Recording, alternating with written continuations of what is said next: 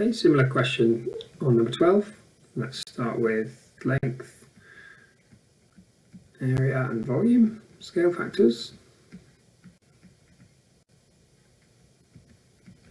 Okay, we're given the surface areas of both shapes. Now, surface area is exactly the same as just the area of each face and how they're related. So we can work out the area scale factor from these two by doing 864 divided by 384. So 864 divided by 384 gives us 9/4. That's what my calculator's telling me. And actually a lot of these questions could appear on a non-calculator paper, and they can do that by having things which work out nicely like this, because these are actually both square numbers, look.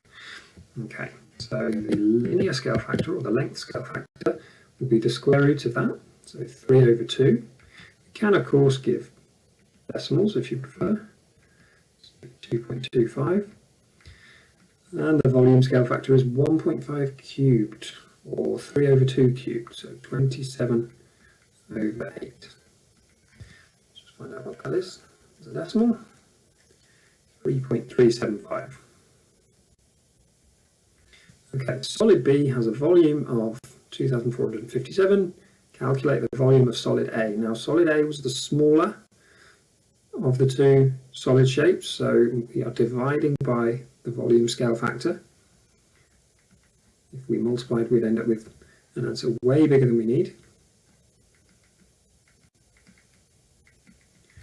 Okay.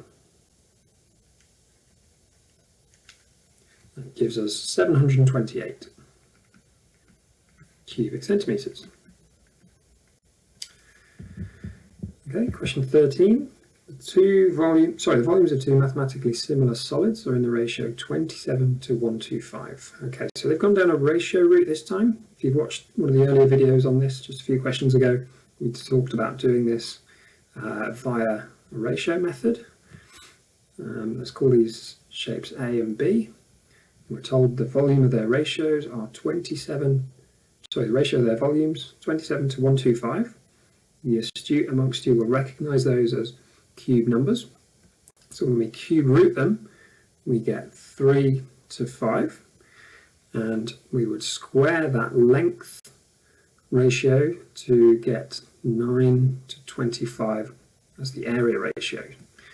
The surface area of the smaller solid is 36.